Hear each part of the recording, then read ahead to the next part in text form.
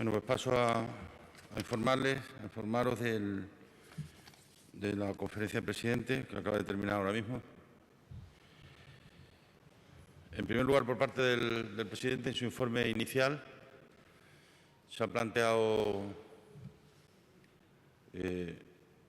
y nos ha trasladado la absoluta garantía de disponibilidad de materiales, puesto que prácticamente casi todas las comunidades autónomas estamos ya adheridas a los contratos homologados que está haciendo el Ministerio. Esta es una cuestión que en estos momentos está absolutamente resuelta y garantizada para los próximos meses. Y de la misma manera, hay ya un contrato con AstraZeneca, que es el laboratorio que tiene una de las vacunas, para poder disponer de ella, e igualmente con la otra vacuna con la que se está trabajando, pues obviamente el Gobierno de España está colaborando, ¿no? Con lo cual, el problema no va a ser ya de materiales, el problema no va a ser tampoco de vacunas, está absolutamente garantizado que dispondremos de ellas cuando haya una patente en los próximos meses, ¿no? Se ha decidido que en el Consejo Interterritorial de la semana que viene se apruebe un grupo técnico de trabajo precisamente sobre las vacunas, es decir, a quién vacunar y cómo vacunar.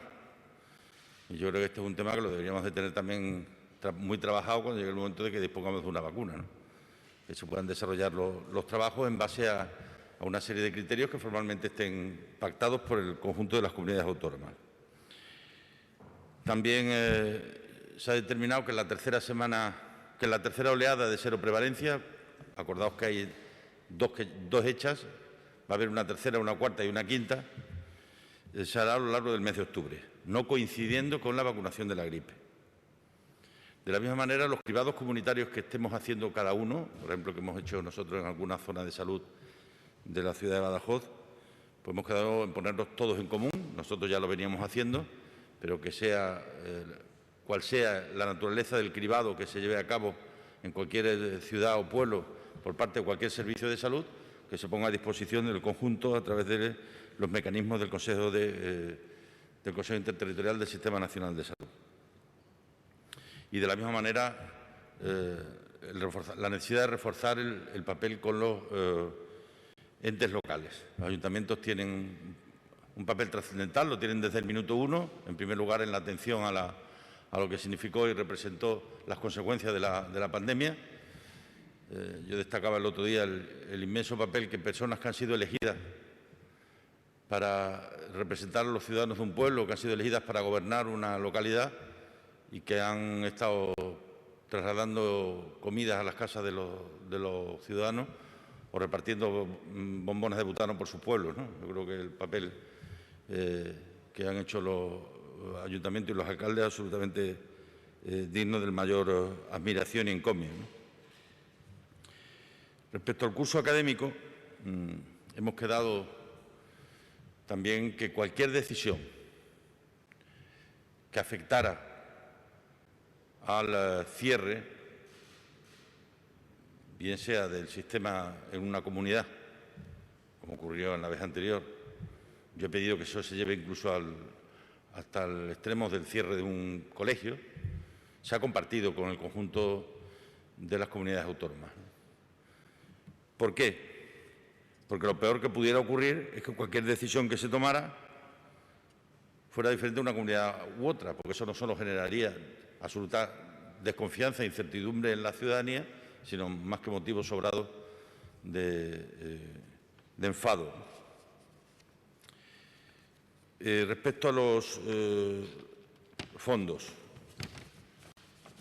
la primera reunión la tendrán el 15 de octubre con la Unión Europea, donde le presentarán el Plan Nacional de Recuperación, que es el equivalente a nuestra agenda de reactivación, pero a nivel de todo el país, donde tendrán en cuenta lo que todos y cada uno de los demás estemos trabajando. Pero no comenzará hasta el mes de enero la recepción oficial de proyectos, entre otras razones porque ahora mismo no hay reglamento que regule cómo se van a presentar esos fondos, ¿no? Yo le he pedido que, puesto que el Gobierno ya le ha encargado a algunos de los ministerios que vayan preparando proyectos, que nos manden el formato en el que lo están presentando, para que nosotros, que estamos ya trabajando desde esta semana en una elaboración de lo que le llamamos un caudal de proyectos, que cada consejero y cada consejería está trabajando y me tiene que aportar en el plazo de 15 días, también no solo desde el punto de vista de proyectos públicos, sino también de colaboración público-privada y de proyectos privados de los que nosotros tenemos conocimiento y de los que recabaremos a lo largo de las próximas semanas, ¿no? Hemos quedado en que haya un Consejo de Política Fiscal y Financiera en el mes de septiembre, porque si no, no puede haber presupuesto. Consejo de Política Fiscal y Financiera en el que se determinarán las entregas a cuenta de cara al año que viene, ¿no? El Gobierno está esperando, y creo que con buen criterio también, lo más cerca posible del final del primer trimestre, para conocer la evolución del Producto Interior Bruto a lo largo de este tercer trimestre y poder anticipar un cierre más exacto a lo largo de este año y poder calcular a partir de ahí el impacto que puede tener en el PIB y en las entregas a cuenta el próximo año, ¿no?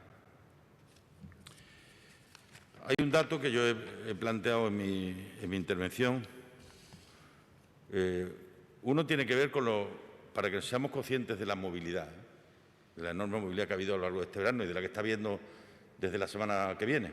Tanto lo lógico y normal es que a partir de estos días esté habiendo un cierto incremento de casos, porque este virus se mueve en función directamente proporcional a la movilidad, más COVID. Y el momento de mayor movilidad fue a principios de agosto y le va a continuar a final de agosto, que estamos en los días consecuencia de esa movilidad.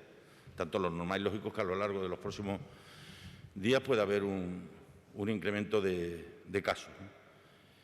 Pero digo, para que pongamos en pie hasta qué punto esa movilidad este año se ha dado una circunstancia, y es que en estos momentos tenemos 32.334 tarjetas sanitarias más desde que se inició la pandemia. Casi 5.000 durante el tiempo del estado de alarma y el resto después. O sea, si tenemos 32.334 porque ha habido una movilidad enorme. Tendremos que saber en los próximos meses cuántos de esos, porque el que viene para pasar 2 días no se saca una tarjeta sanitaria. Eso parece obvio, ¿no? El que viene a pasar 3 días no se saca una tarjeta sanitaria. Tenemos que ver cuántos de esos que han solicitado la tarjeta sanitaria, que es posible en España, con la condición que se denomina de desplazado, cuando tú vayas a pasar un determinado tiempo, como hacen, por ejemplo, los niños, los estudiantes nuestros que están fuera, pues sacan su tarjeta de desplazado. ¿Cuántos de esos 32.000 se censan? Porque he pedido a algunos alcaldes que me vayan informando y los alcaldes me están informando que les está aumentando el censo. Por tanto, hay una parte de esos que se vinieron en el momento en el que pudieron, o bien en el periodo ventana de la declaración del estado de alarma, o bien cuando este acabó, se han venido y que muchos de ellos se van a quedar. Y eso es un elemento también que tenemos que valorar. No estamos hablando estamos hablando solo en número de tarjetas desplazadas de un 3% de la población, que lo he puesto encima de la mesa, primero para que se sepa y segundo para que lo analicemos, porque esto significa un incremento del coste sanitario. Si tú tienes un 3% más de población, puedes tener un incremento del gasto por encima de lo que son la población atendida y para la que tú recibes financiación, ¿no? Y que pudiera ocurrir que este año, además, cuando llegue el momento de hacer el balance entre los extremeños que salen, los extremeños que entran, los extremeños que nacen, los extremeños que fallecen, pues haya una distorsión clara, y es la consecuencia de la gente que ha venido con ocasión de la pandemia. Me he manifestado absolutamente a favor, porque hay algunas discrepancias, absolutamente a favor de la decisión de que sean los tribunales superiores de justicia quienes entiendan y conozcan de las resoluciones que el Gobierno regional adopte en relación con el COVID. Los jueces de lo contencioso lo están haciendo excelentemente bien. Y lo digo cuando nos han tumbado cosas y cuando nos han dado la razón. Lo están haciendo excelentemente bien. Pero el que lo haga la Sala del Tribunal Superior de Justicia te garantiza criterio uniforme en todos los casos que se adopten dentro de la comunidad autónoma. Y si alguna cosa va a algún tribunal superior, pues dentro de un tiempo acabaremos teniendo doctrina del Tribunal Supremo. Y luego lo he defendido, y como lo he defendido dentro, lo digo fuera. Nosotros aquí no hemos tenido ningún problema para aislar ninguna localidad de las que hemos aislado hasta ahora. Ya llevamos 6. Ningún problema. Hemos tomado la decisión, la hemos motivado, lo hemos mandado a los jueces y los jueces lo están ratificando. No hemos tenido ningún problema. Por esa razón no estimamos en estos momentos que sea una imperiosa necesidad meterse en hacer reformas legislativas, sino aplicar bien lo que tenemos entre manos. Y esto que vale para el aislamiento de una localidad, vale para el aislamiento de un barrio, de una calle o de un edificio, si hubiera que hacerlo, ¿no?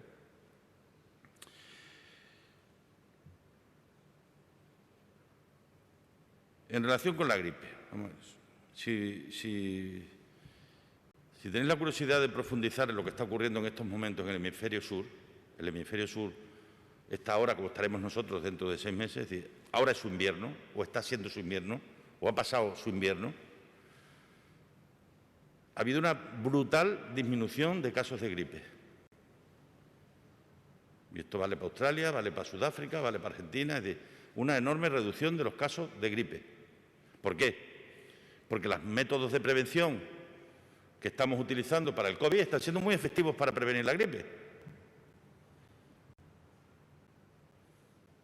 Y esto sí es una buena noticia. Porque el esfuerzo y el sacrificio que significa y representa la mascarilla, la distancia y la higiene, no solo nos pueden prevenir en este invierno frente al COVID, sino también frente al resto de los contagios víricos. Y no os oculto que esa era es una de las principales preocupaciones que tenemos. La coincidencia en el tiempo de la gripe, del catarro común, del resfriado común, de 10, 12, 14 virus que circulan durante esos meses con el COVID y las dificultades que eso tendrá de diagnóstico y de seguimiento, con lo cual, si hay una baja incidencia de gripe, será muy bueno para todos, para poder gestionar adecuadamente, también desde la atención primaria, sin que colapse la atención primaria y sin que colapse la atención especializada. Solo por daros un dato de lo que la gripe en un año normal produce: 35.000 hospitalizaciones y 2.500 pacientes en UCI en España. Entre 6.000 y 10.000 fallecidos. Ha habido países en el hemisferio sur en el que no ha fallecido nadie este año. Y ha sido difícil hacer el seguimiento epidemiológico porque no ha habido casi casos. Eso es muy buena noticia. Por eso, nos tenemos que mentalizar este año para que todo el mundo que pueda se vacune. El índice de vacunaciones infantiles en España ha crecido, el de mayores ha bajado. Nos hemos ido confiando, como al estar mucha gente vacunada, la agresividad del virus, su contagiosidad disminuye, pues había mucha gente que no se vacunaba. Y este año tenemos que intentar que ese ya cerca del 50%, 54%, lo llevemos por encima del 70, del 75%. Pues será muy bueno, unidos a la mascarilla, a la higiene y a la distancia, para que no coincida.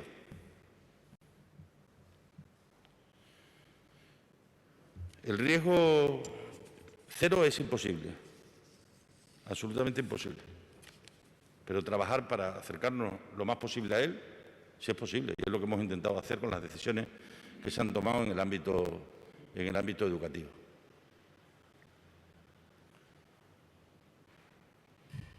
Además del efecto positivo que tiene en la educación de nuestros hijos, indiscutiblemente tiene un efecto positivo, la presencialidad, por eso hemos apostado por ella. Y yo respeto, no saben bien cuánto, a las personas que no estén de acuerdo con las decisiones que estamos tomando. Todo mi más profundo respeto. Porque me gustaría poderme poner en su lugar. Ahora les pido a ellos que se pongan en el nuestro, cuando llega el momento de tomar decisiones, ¿no? Que no las toma ni de manera frívola ni a la ligera, sino después de hablar con mucha gente, de meditarlo, de reflexionarlo adecuadamente, ¿no? Pero tiene un segundo efecto, que es fundamental ahora. No digo para eliminar la movilidad, que para eso estaba el estado de alarma, sino para limitar la movilidad, que es recuperar la rutina en nuestras vidas. Y no hay nada que contribuya más a que se recupere la rutina en una sociedad que la escuela. El que un niño con una mochila camino del cole es lo que produce mayor vuelta a la rutina en nuestras vidas. Y esa vuelta a la rutina va a producir necesariamente una disminución de movilidad, porque además pasaremos a convivir con grupos burbuja, cada uno de nosotros. Conviviremos con nuestra familia y será un grupo burbuja, un grupo estable, con nuestros compañeros de trabajo y será un grupo estable, con nuestros amigos del pádel y será un grupo estable, con la gente con la que te juntas en el bar a tomar un café y será un grupo estable. Y eso es lo que tenemos que intentar en la medida en la que podamos conseguir en las próximas semanas, porque de eso depende, de eso depende cómo vayan a evolucionar las cifras en los próximos meses, de cómo vaya a evolucionar la movilidad. Y el factor que obviamente no pesa en la decisión pesa la recuperación de la normalidad y la educación y la formación de nuestros hijos, pero es un elemento muy a tener en cuenta también, el que la vuelta a la normalidad es la vuelta a la escuela. No hay ningún otro elemento que contribuya más desde el punto de vista sociológico en el mundo en el que vivimos que la vida ordenada, con los horarios ordenados, con la rutina ordenada de nuestros hijos, porque eso condiciona en gran medida la de toda la familia. Y ya digo, estamos ahora en un momento, en estos días, importante, porque ha habido mucha movilidad en las últimas semanas como consecuencia de que la gente ha vuelto. Todo el mundo ha vuelto de alguna parte. Lo digo todo el mundo, una exageración. Mucha gente ha vuelto de alguna parte. Y lo lógico es que eso provoque durante las próximas semanas un incremento con el número de casos. Pero a partir de ahí, lo que tenemos que tener conciencia clara de que seguimos haciéndole la trazabilidad a prácticamente el 100% de los casos que tenemos. Y yo les decía a los compañeros y compañeras presidentes y presidentas que las comunidades que por el número de habitantes que tenemos y por el número de casos que tenemos podemos bajar muy al detalle y conocerlo muy al detalle, de saber quién fue el primer caso o de los primeros casos en Valencia de las Torres, cómo se pudieron producir los contagios, cuál fue la secuencia y la trazabilidad de todo ello. Tenemos claro que el sistema está funcionando. Está habiendo casos que se detectan, casos sospechosos, al que se le hace la prueba PCR y al día siguiente tenemos los resultados. Estudio epidemiológico con los contactos, a los que al día siguiente se le hace la PCR y al día siguiente tenemos los resultados. Con lo cual es un seguimiento muy al pie de obra, lo cual te permite decir, oye, no hay un contagio descontrolado, es un contagio con trazabilidad hacia el que le podemos seguir la pista. Y eso yo creo que es muy importante. Y termino. Cada momento es cada momento. Pero esto no es en absoluto comparable con marzo. En absoluto comparable con marzo. Por dos razones. La primera, porque en marzo no teníamos material ni teníamos test. Porque los que fabricaban el material y los test, es decir, las fábricas chinas estaban confinados en sus domicilios y utilizando el poco material que había. No tiene ni punto de comparación. Pero además, no tiene ni punto de comparación los datos, porque no estamos comparando conjuntos homogéneos. Entonces, se hacían muchas menos pruebas que ahora, con lo cual, ese 60 o 65% de gente que ahora está dando asintomático cuando le haces la prueba porque es contacto de un sospechoso, en marzo existiría igual y no se le hacía prueba. Con lo cual estamos comparando churras con merinas que no tienen nada que ver, no podemos y no debemos confundirlas. Y con los datos hay que ser muy respetuosos, pero no tienen nada que ver la realidad de este momento y el nivel de conocimiento exacto y de control de la situación que tenemos. Probablemente porque tenemos, ya digo, un buen sistema sanitario y porque, ya digo, destaco una vez más el extraordinario papel que están teniendo aquí los sanitarios de atención primaria, los médicos, los enfermeros, los veterinarios, los farmacéuticos, que cuando mucha gente está descubriendo el papel que la salud pública juega, que no es solo de la receta o el de solicitud del especialista o el de darte una baja, sino los que están antes de la enfermedad para prevenirla. Yo quiero destacar ese papel porque creo que es absolutamente trascendental y el que nos está permitiendo hacer esa trazabilidad y ese seguimiento y ese conocimiento exacto de cuál es la situación. ¿Preguntas?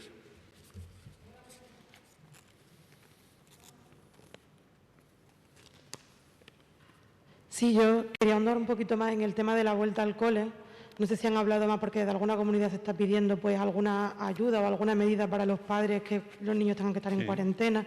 No sé si se ha hablado de estos aspectos más concretos.